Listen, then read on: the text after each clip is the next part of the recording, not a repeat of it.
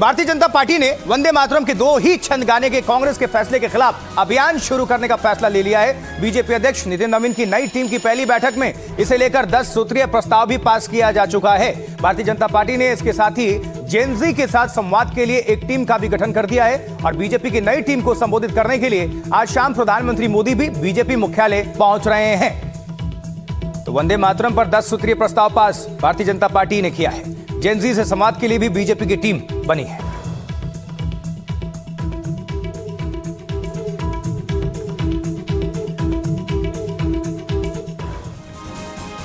तो टीम नितिन नवीन की पहली बैठक में वंदे मातरम पर 10 प्रस्ताव पास हुए हैं। सभी 6 छंद गाने का भी प्रस्ताव है। कांग्रेस के फैसले की कड़ी निंदा हुई और विरोध हुआ। नितिन नवीन बोले हैं, पूर्ण वंदे मातरम के सम्मान की रक्षा करेगी भारतीय जनता पार्टी। बीजेपी की नई टीम पहली बैठक में 10 प्रस्ताव पास उन्होंने किया है। पहला है वंदे मातरम के सिर्फ 2 पद गाने के कांग्रेस के फैसले का कड़ा विरोध। दूसरा है पूर्ण वंदे मातरम के सम्मान, गरिमा, विरासत की रक्षा का संकल्प। तीसरा है राष्ट्रगीत पर 1950 में संविधान सभा की घोषणा, 2026 के कानून की दृढ़ता से पुष्टि। और चौथा है वंदे मातरम पर वोट बैंक और तुष्टीकरण की राजनीति का कड़ा विरोध। और वही अगला यानी 5वां है, कांग्रेस को याद दिलाया जाएगा कि CWC का प्रस्ताव संसद और संविधान से ऊपर नहीं है। छठा है मुस्लिम लीग की आपत्तियों के साथ उस ऐतिहासिक राजनीतिक संदर्भ को उजागर किया जाएगा जिससे वंदे मातरम को सीमित कर दिया गया। 7वां है वंदे मातरम को साम्राज्यवाद विरोधी नारा बताने की गांधी जी के कथन का प्रचार करना।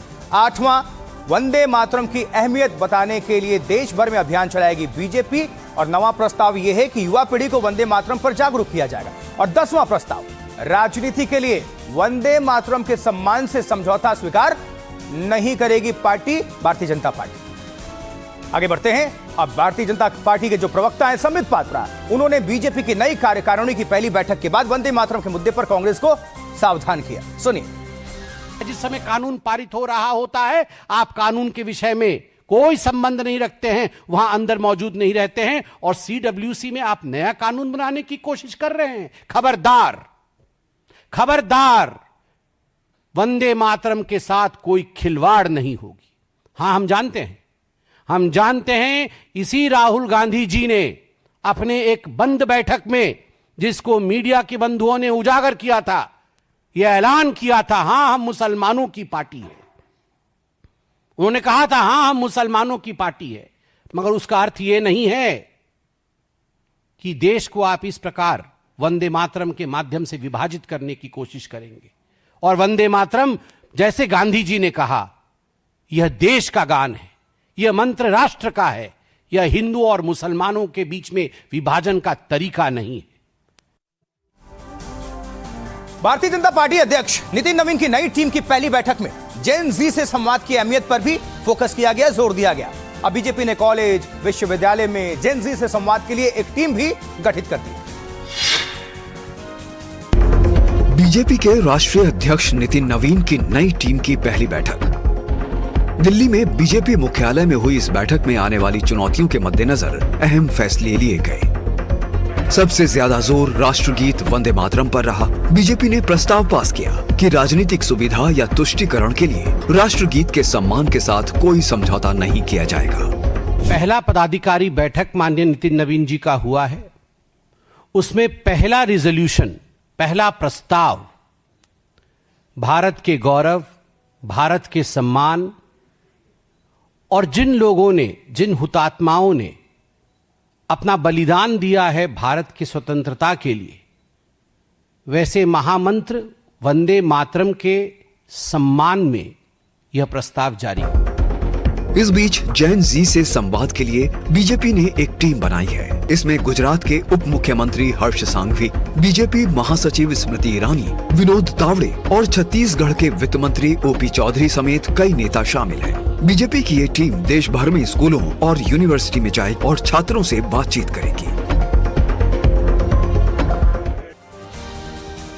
आइए सुनते हैं कि बीजेपी की नई कार्यकारिणी की पहली बैठक में शामिल हुए सदस्यों ने बैठक से बाहर आने पर क्या कुछ कहा। सुनते हैं उनको।